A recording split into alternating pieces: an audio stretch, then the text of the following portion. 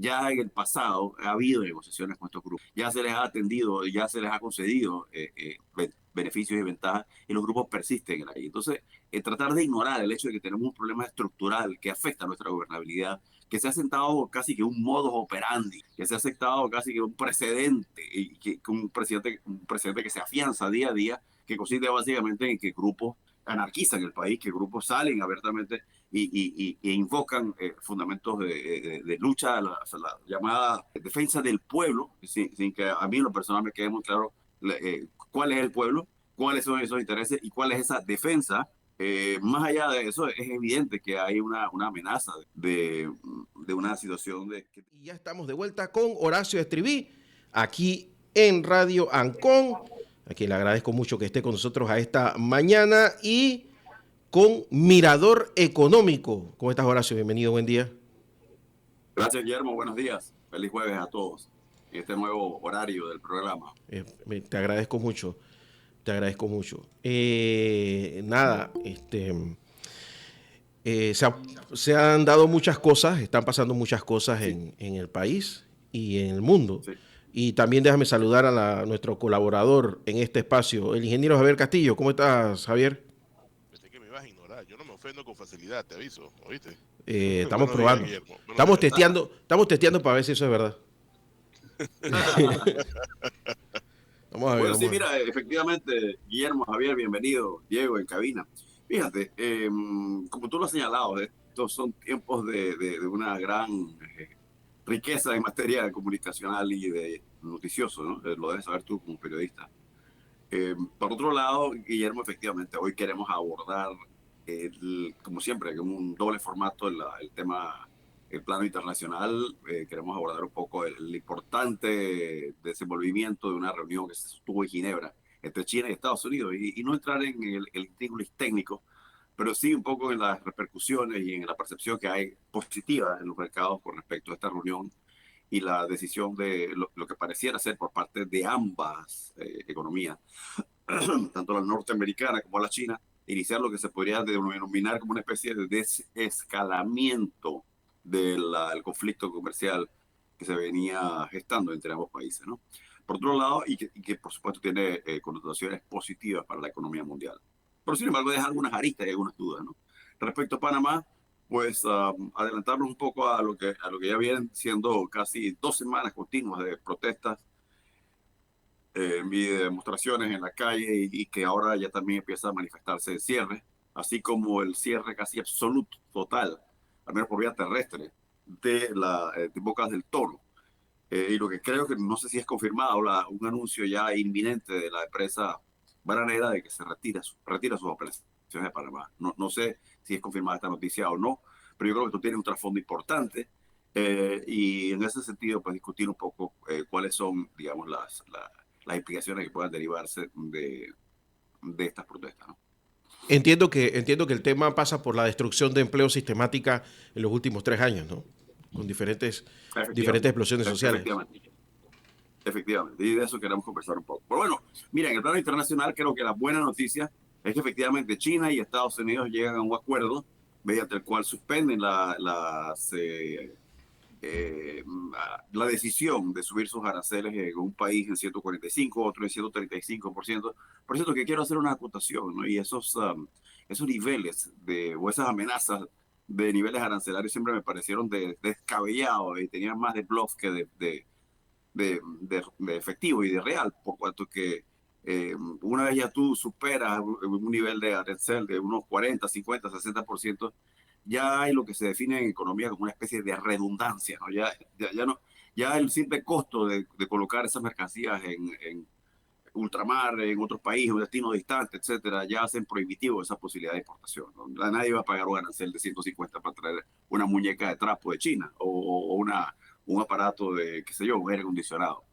Así que ahí ya había un cierto nivel de sordidez y de digamos, de fantasía en ese arancel, que lo que demostraba realmente que ambos países estaban demostrando algún tipo de fuerza, eh, eh, más bien en la percepción, no más que en la que tuviera un valor práctico, más bien era un tema de percepción. Javier, ¿querías Sí, comentar algo? sí, no, lo que pasa es que al final del día, poner un impuesto de 200% o uno de 300% del efecto es igual.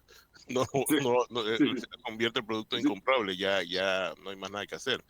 Este, precisamente, precisamente. ahora, a mí lo que me atrae de la situación es que no hubo una resolución clara de ningún tipo, simplemente hubo un rollback de las tarifas impuestas, por lo cual me hace cuestionar la misma imposición inicial de las tarifas.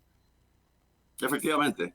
Y no solamente eso, sino que recuerda, Javier, que un elemento que le restó enorme credibilidad a la postura de Trump era que inicia con una amenaza de arancel de 145%. Es decir, todo producto de China que entraba a Estados Unidos entraba pagando 145% adicional a su valor. Pero de pronto y de la nada, como por arte de magia, Trump dijo, bueno, mira, ¿sabes qué? El 145 no, ponle 80.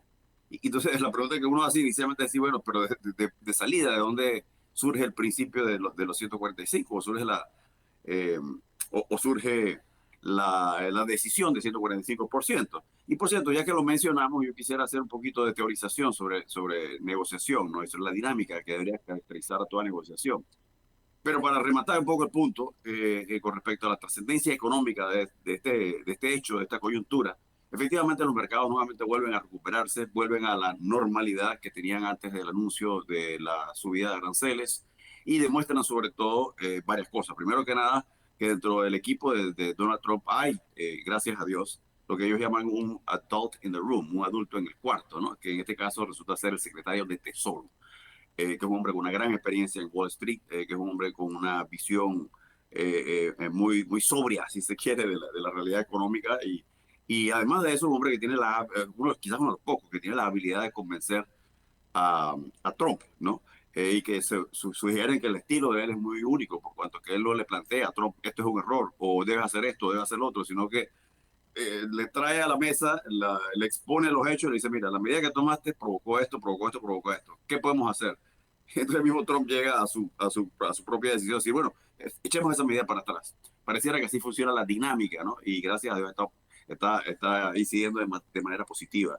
Por cuanto que la mayoría de los analistas y las empresas evaluadoras de riesgo, etcétera, parecieran estar llegando a la conclusión de que se aleja la probabilidad de una recesión. Sin embargo, creo que está implícito un poco en tu comentario, Javier, todavía queda un poco la duda de qué va a pasar de aquí a 90 días cuando pierda efectividad esta tregua, por así decirlo, comercial que se ha pactado entre ambos países, que se despeja o no la posibilidad de que nuevamente Trump se ponga al volante y hacer las maniobras un poco absurdas que ha venido haciendo y que por consiguiente nuevamente se retraiga el liderazgo y la visión de un técnico que está a cargo de las negociaciones. Esa es la gran pregunta que nos hacemos. Lo Especialmente otro, porque, adelante. disculpa, especialmente porque la incertidumbre sigue y la incertidumbre en este tipo de cosas es mortal.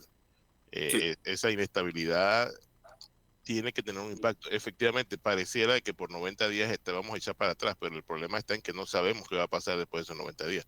Vamos a esperar y ver, ¿no? no Todo este sabemos, tipo pero de expulsados. efectivamente, no sabemos, pero sí se puede predecir con algún grado de probabilidad y de certeza de que dos cosas. Primero que nada, no van a ser aranceles de 145 y de 130, como se había propuesto originalmente. Dos, sí va a haber una situación de que los aranceles van a quedar a un nivel más alto probablemente del que estaban cuando Trump asumió la segunda presidencia. ¿Cuánto es ese porcentaje?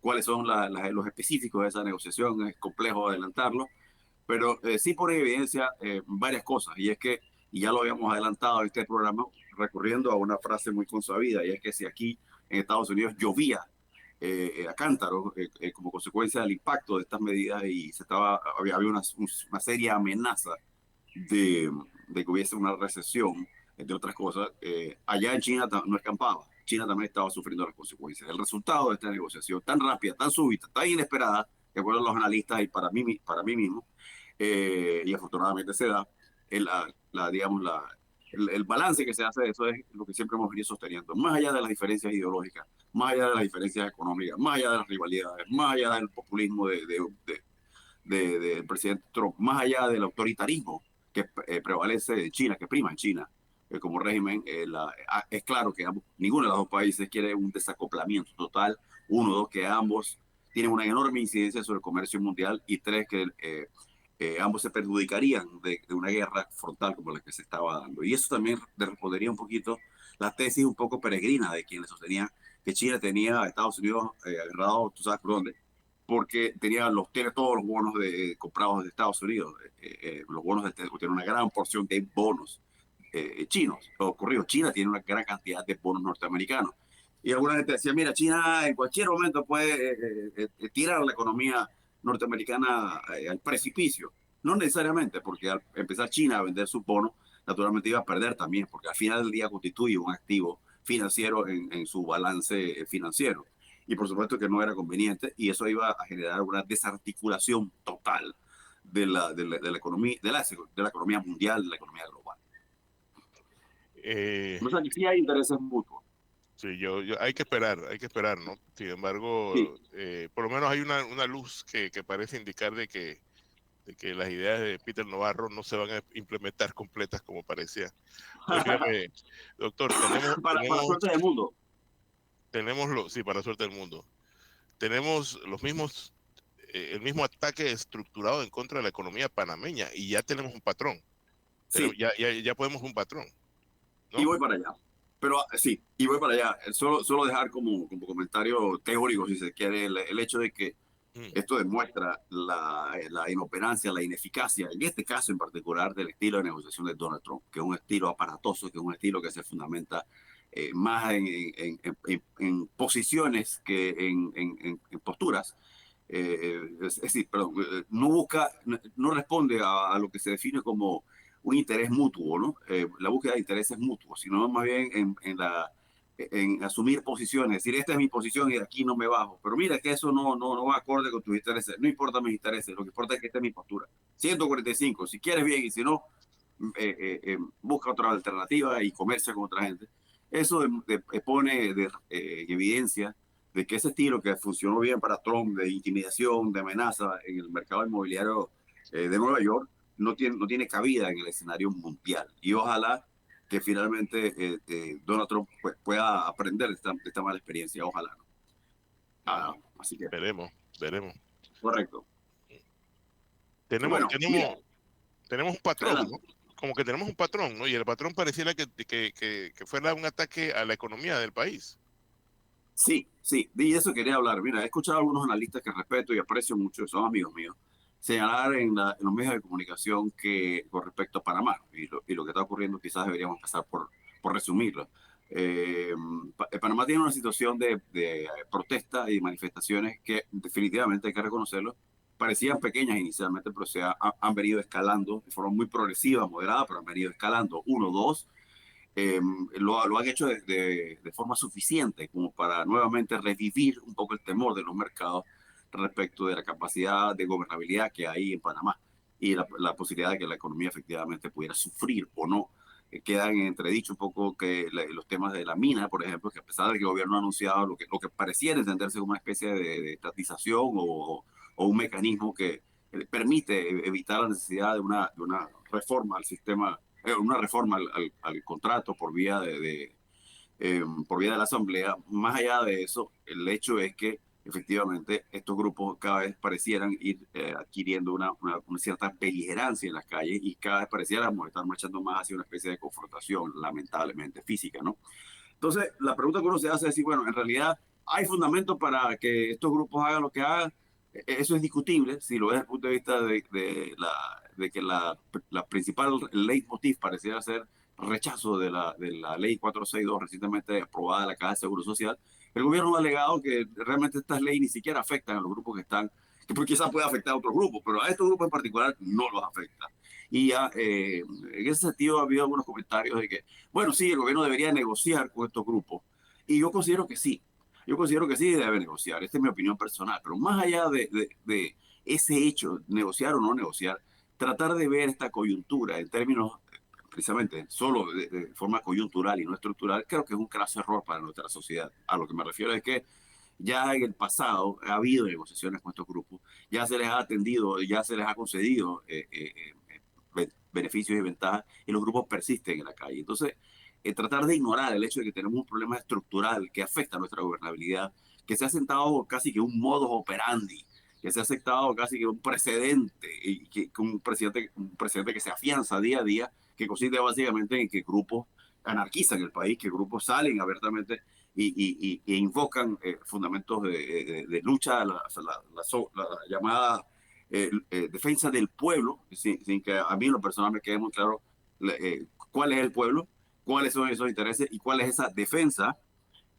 Más allá de eso, es evidente que hay una amenaza de una situación que deteriora el Estado de Derecho, que deteriora la funcionalidad de nuestra sociedad y que amerita no una negociación, sino una profunda reflexión de todos los sectores de la sociedad de realmente qué es lo que viene deteriorando el tejido social de Panamá. Tratar de ver en términos de que vamos a negociar y vamos a sacarlo a la calle, yo creo que es una visión un poco inmediatista.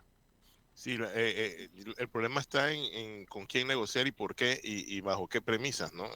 Yo no, yo vuelvo otra vez al comentario que te hice inicialmente. A mí la impresión que me da es que el objetivo es hacerle daño económico al país, o sea, es irlo colapsando. La salida de Chiquita Banana estamos hablando de varios miles de empleos directos y decenas de miles de empleos indirectos que se van a perder en una zona donde no va a ser fácil recuperar eso. No, y me escribo en tu tesis de que pareciera que intereses ulteriores aquí muy específicos y que están dirigidos no a la mina o no a la ley 462 o ninguna de estas medidas, No sino a más Río bien Indio, no a Río Indio, no a que tomes decisiones, no a que hables en público. Si vas a hablar en público tienes que pedirme permiso. O sea, ¿qué está pasando? sí. Va llegando un punto en el que la economía del país se va a paralizar, se va a colapsar. Desde afuera no Yo están creo viendo. creo que Guillermo tiene cara que quiere decir algo, pero nada más voy a aportar esto. Creo que lo que demuestra una especie de paroxismo, ya de un ejemplo muy claro, que corrobora un poco esa tesis tuya, de que realmente lo que pareciera en el fondo al menos de parte de los grupos que están en la calle protestando, es el descarrilamiento de la economía y de la gobernabilidad. Y eso se pone en evidencia en el ataque alevoso, del cual fue objeto de una reunión de ministros de turismo, nada más y nada menos en el Hotel Marriott, creo que en el día de ayer, porque claramente demuestra dos cosas, a mi parecer. Uno, el propósito de los grupos que protestan de tener un exposure, exponerse a los medios internacionales y dejar constancia de que efectivamente en Panamá hay un foco de protesta. Dos, pegarle a un sector importantísimo, que es el turismo. O sea, cuando tú tienes una situación de unos ministros de turismo reunidos en un país y que son objeto de un ataque con piedras, eso es lo que te estoy diciendo es, mira, aquí no queremos turismo. No sé si eso queda claro o no. Ese era el comentario. Adelante, Guillermo. Sí, lo que pasa es que aquí hay intereses foráneos. Vamos a decir las cosas en voz alta. Hay intereses foráneos que les interesa que a Panamá no le vaya bien. Y yo que no es uno, son varios intereses foráneos. Y cuando digo intereses foráneos no solamente hablo de estados, sino también de grupos económicos y grupos ideológicos. Creo que más los grupos económicos que los ideológicos, porque al final todo este levantamiento, mini levantamiento, porque es una cosa bastante pequeña en cuanto a cantidad, necesita un financiamiento importante. Yo lo he explicado varias veces, el que no conoce la comarca Novebuglé, que he tenido la oportunidad de ir por allá alguna vez, hace muchos años, no hay una ciudad, no hay un pueblo, o sea, no hay un Natá, no hay un, tú sabes, no hay un Santa María en la comarca. Hay 4 casas aquí, 10 casas allá, 3 allá, 2 allá. Sacar 150 personas de ahí cuesta dinero. Tanto que los partidos políticos utilizan teléfonos satelitales para comunicarse cuando hacen campaña, helicópteros, incluso navegan. O sea, no es sencillo. Esto requiere logística, esto requiere gente que esté planificando. Esto no es, vamos a salir y traer a la gente. No es poner un bus y llevarlo a Pueblo Nuevo y traer 30 personas. Implica mucho. ¿Dónde los vas a dejar? El agua, la comida, porque 10 se te quejan de que no, aquí estoy, pero me tiene tirado aquí. Entonces, la movilización, yo creo que ustedes todos han ido a Chiriquí, mover a alguien de San Félix hasta la frontera con Veraguas, no es cerquita, no es que lo puedes hacer caminando. cómo se está haciendo. Ayer vimos videos de esta protesta que tú decías, que yo me sentía que estaba viendo un video de ISIS o de algún tema en Gaza, porque eran un montón de pick-ups. Yo conté por lo menos 6 o 7. ¿Qué clase de utilización del recurso de los obreros, que se supone que es para capacitación, para movilización precisamente de temas sindicales, y no para esta situación, que me da a entender que hay un poco de desesperación ya, ¿no? Porque se acaba el recurso y hay que trabajar en eso. Dicho esto, lo que les quería compartir es que esta no es la primera vez que pasa, ni siquiera es la vez que peor pasa. Ha habido peores momentos y va a pasar. Y va a pasar. Y aquí el mal tiempo para los que están en la calle, o los que están detrás de quienes están en la calle, es que faltan 4 años de gobierno. Y el Estado tiene los recursos para revertir situaciones como esta. Lo que pasa es el resultado, lo que estamos hablando. ¿Qué tanto va a quedar destruido para la reconstrucción? Creo que coincido contigo en todo, pero sobre lo último tengo algunas dudas. Sí, puede ser que el Estado tenga los recursos, pero a la misma vez el costo. Y no me refiero al costo de las bombas lacrimógenas o del personal de la policía, sino el costo que se genera como consecuencia de un deterioro en la imagen que ha tenido Panamá de estabilidad, de continuidad institucional, democrática, etcétera. Sufre de una forma que a veces es demorado revertir, ¿no? Y ahí es donde está realmente mi gran preocupación. Pero creo que lo que analiza coincide conmigo en un aspecto fundamental, y es que esto es un problema de sentarse a negociar ahora con esos mismos grupos que coordinan el desplazamiento de esos pick-up que tiraron las piedras, ¿no? Sino que es algo mucho más profundo. Y creo que tenemos que ver una visión 360 de lo que está pasando en el país, que es absurdo, ¿no? Y la falta de unidad y de coherencia. Por ejemplo, cuando en plena situación de la postura que asumió Estados Unidos con respecto a Panamá y al canal, etcétera, tú te ponías al YouTube el canal de la Asamblea y se discutían cosas que tú decías, esto debe ser la Asamblea de otro país, aquí no está pasando nada, aquí se está hablando de otra cosa, que si la asistencia en la Asamblea, que si no la asistencia, que si los partidos, que si las partidas, etcétera. Y es allí donde precisamente radica mi gran preocupación, en lo que pareciera ser una absoluta falta de conciencia de todos los estamentos en Panamá, o de la mayoría de ellos, económicos, sociales, políticos, una conciencia clara de lo que está en juego en esta coyuntura. Sí, interesante que son los mismos grupos, los mismos 3 grupos, ¿no? Que se oponen a la mina, se oponen a Río Indio, que están provocando el cierre de las bananeras y Sí, que ahora sí, atacan el turismo. O sea, nos están sí. cercando. Y quieres que te diga qué otra cosa me atrae la atención. Que esta gente son gente que han hecho un esfuerzo estructurado porque fuera de Panamá se vean las peores noticias posibles, las peores imágenes, los peores mensajes. Yo el otro día estaba escuchando, no, creo que era Deutsche Welle, y yo me quedé pensando, oye, eso está pasando en Panamá, pero Sí, ¿qué es esto? sí, Son gremios es docentes. lo que le decía Guillermo, algunas oportunidades tiene uno que echar el video del Instagram o de YouTube para atrás, porque es un poco difícil decir, mira, realmente este es Panamá, esta situación, pero sí, lamentablemente lo es. Son los Y mismos 3 me temo grupos, son los mismos 3 grupos, y el ataque es económico. Son los mismos 3 grupos y el ataque es económico.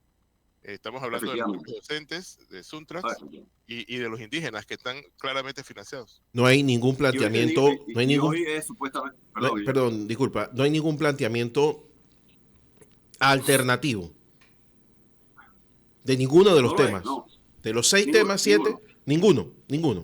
No hay que revertir todo. Eso es un contrasentido, porque los grupos de izquierda no son conservadores, no son reaccionarios, ¿me entiendes?